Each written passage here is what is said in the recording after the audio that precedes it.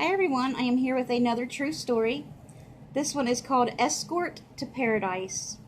And the quote before this one is anonymous, and it says, "Death is simply putting out a candle because morning has come."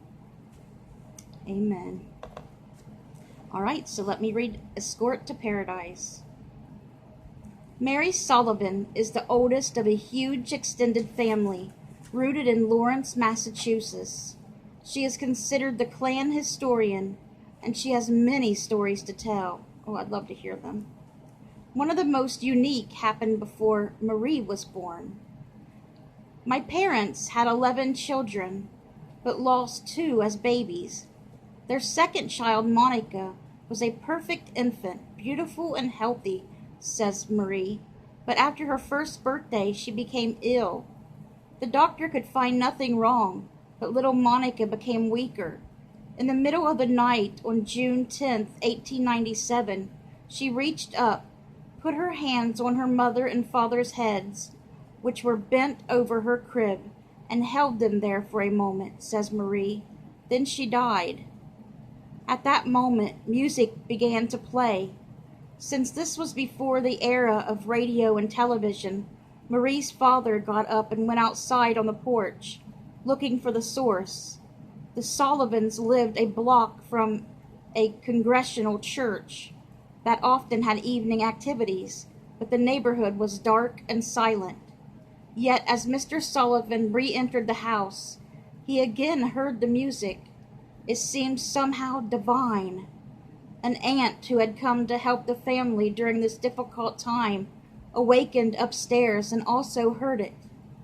But she thought she must be dreaming, and she didn't tell the family until years later.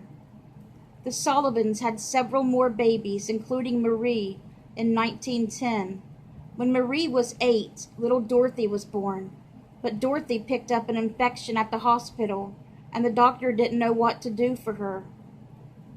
Marie and her brothers watched the baby anxiously, but we all sensed that she was going to die. Infant deaths were more frequent then, but always tragic. One morning, Marie awoke early, worrying about Dorothy. She lay in bed for a moment and suddenly saw a girl in her open bedroom doorway. The girl, who appeared to be about 14, wore an off-white dress with wide sleeves in the style of several years before, and her hair hung midway down her back. There was no one in Marie's house who would have matched her description. She passed my doorway quickly, and I knew without knowing how, I knew that it was my sister Monica coming to take the baby to heaven. Marie says, "Monica, Monica!" Marie called and leaped out of bed to follow the sister she had never seen. "Who are you calling, dear?" her mother asked from her room. "It's Monica, Mother. I saw her."